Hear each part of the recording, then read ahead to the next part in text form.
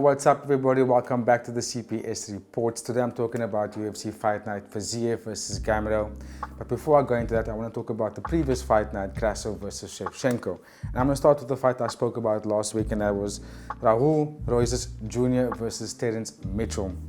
What can one say? The fight only lasted 54 seconds. I mean, there wasn't enough to sort of highlight or point out to talk about either fighters' fighting style or what they brought to the table on that fight night. Raul came in hot, Mexican Heritage Day. He had all the fans on his side. He had all the energy given to him, and he went in there with a bang. He took Mitchell out within 54 seconds. Barely gave him a chance. Was that a fantastic win? One would say yes, because he knocked him out within the first round. However, in the same side of that coin, on the different side of that same coin, I would say that there wasn't enough time for him to showcase a bit more of martial arts, and we can kind of see what else he can offer to the table. That being said, he's still very young. He just turned 18 years old, so I definitely think that he's going to be one for the future. So I won't spend too much time on that because the fight didn't really last that long. The co-main event, which was Kevin Holland versus Jack Della Magdalena. Brilliant fight. One would say that maybe it wasn't as explosive or back and forth, but it was a very close fight. I mean, the fight ended in a split decision. Jack, I would say, was the well-deserved winner, even though it was hard to kind of split between who landed the more significant strikes, who landed the most strikes. I would say that Jack landed more damaging strikes, although Kevin Holland threw a lot of leg kicks. He didn't really get off in the fight. He didn't land much to sort of tip the fight in his favor. Jack kind of was the more pressure fighter. He dominated the octagon space. He controlled the center. Tough loss for Kevin Holland. Very good win for Jack. And that just keeps his career going in an upward trajectory. Let's see what happens next for Kevin Holland. I mean, the guy always gets money fights, so I don't think it'll be that big of a deal. He'll just come back and get another big fight. Big mouth always does get a big fight. The main event, Grasso versus Shevchenko. Now, this was a very entertaining fight. Unlike the first fight I was talking about, this fight had it all. There was takedowns, there was striking, there was knockdowns, there was back and forth. Both fighters came in and just fought and gave it all. I mean, it was a title fight to make to be clear. Was it a draw?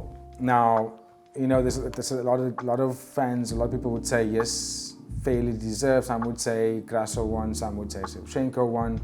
My point of view on the fight, I would lead it towards Shevchenko just because I think she had a bit more control. She had more significant strikes. Although Grasso landed the knockdown, she didn't have any takedowns. I think she attempted 2 takedowns. Only landed 1 for like a brief second. No control time.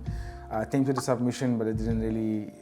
I mean, I wouldn't say it didn't really put Shevchenko in danger, but Shevchenko wasn't really troubled by it. I mean, she was able to get out. I think Shevchenko also,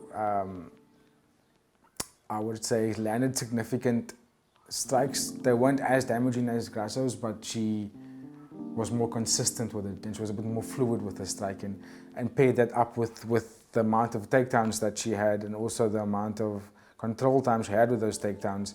I definitely think the fight should have gone to Shevchenko. The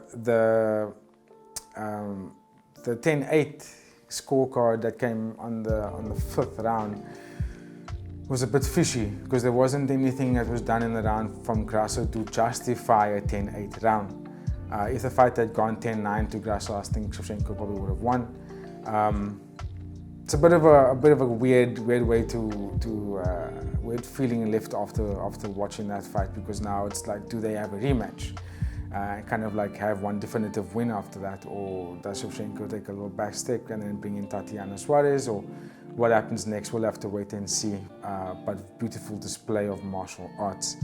Now, moving on to the fight that's happening this weekend, 23rd of September, local time, 10 p.m. in South Africa. Fiziev versus Gamrot.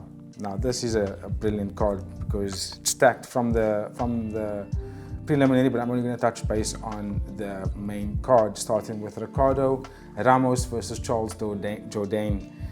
Both fighters, fantastic strikers. Jourdain, very creative, got a lot of pace, very high pressure fighter, good takedown defense, always comes to fight, always comes to put on a show.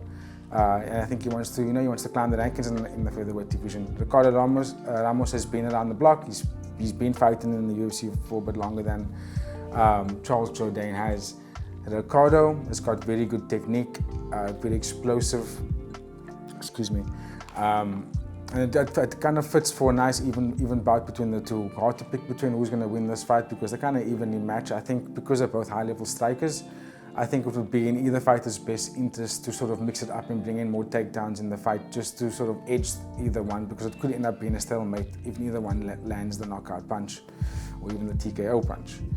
After that, we would have Brian Battle versus AJ Fletcher. Now, Brian Battle, I know a little bit about Brian Battle because I followed him in the UFC, the Ultimate Fighter House in season 29. He won that season as well. So watching him fight in that fight that season was really good because he won the entire competition. He's got good wrestling, good striking, good cardio. Excuse me. And also upward trajectory, coming off a win, as well as AJ Fletcher coming off a win, would make for a good scrap. I think if Brian Battle is able to keep AJ off him without getting any takedowns, I think Brian will be able to use his length and navigate himself to a nice win. Marina Rodriguez versus Michelle Waterson-Gomez. Nice fight. This is the second time they're going to be fighting each other, so it will be a rematch. Marina Rodriguez came out on the win in the previous fight, 5-round decision. Michelle Waterson, big fan, always loved the striking. Thought she was a phenomenal striker. Excuse me. However, watching her in the UFC, she hardly ever utilized a lot of her striking. She mainly utilized the wrestling and jiu-jitsu to get her wins. Ranked number 12 in the strawweight division. Coming off a couple of losses. Will she win this rematch? Usually a person that takes the loss comes back and is able to make those adjustments and maybe get the victory. I do think that Marina has been a bit more active. She's a bit stronger, bigger, also has deadly striking, very good boxing, and I think she might just edge this one. Marina might just edge this fight over Michelle Waterson. Co-main event is Bryce Mitchell and Dan Ige. Now this one should be a very, very explosive fight. Bryce Mitchell, a lot of people know, good striker, good cardio, fantastic jiu-jitsu, always comes to fight. Barely, I won't say barely, he gets his knockdowns, but he always puts on a spectacle for the fans. Dan Ige, can't say anything less. The guy's been on an upward trajectory, has been back-to-back wins, coming off a 5-fight win streak as well, and people know he's a good boxer, good kickboxer. He has fantastic takedown defense. He's got a good pressure, nice gas tank, and also is able to take shots, which is very good, considering that like in the featherweight division, fighters are super quick, don't necessarily have that much knockout power, so it's a lot of peppering shots, and I think he's able to take that really well, which is a really good trait. Not saying that he should be getting hit that much, but Dan Ige is able to take one to give one, and I think he might be able to edge this fight over Bryce Mitchell. The main event, Rafael Fiziev versus Mateusz Gamrot. Now, Rafael Fiziev, again, one of the elite strikers in the light heavyweight division. Fought against Justin Gaethje, very, very good fight. Fantastic in the first round, but a little bit of experience from Justin Gaethje has got him through that fight. That being said, even though Rafael lost that fight, he put on a fantastic display of kickboxing, good pace, fantastic kicks, just endless gas tank, and I think that he may be a little bit too quick for Mateusz. However, Mateusz is slightly bigger, good submission game, good knockout game, got a nice finish rate. Slightly taller, slightly bigger than Fiziev. Fairly even fighters, to be fair, and we'll kind of see who will get the victory in this one.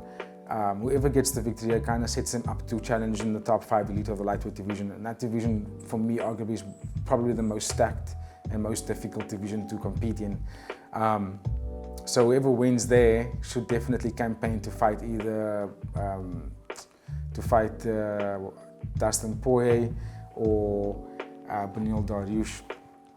So yeah, let's see. It should make up for a good spectacle. The fight's going to start at a good time in South Africa, not the early hours of the morning this time. So, well, still fairly early, but I think 10 p.m. is a good time if you're not going out partying, not going to any draw. I think 10 p.m. is a good time to sit back and watch some cool combat sports.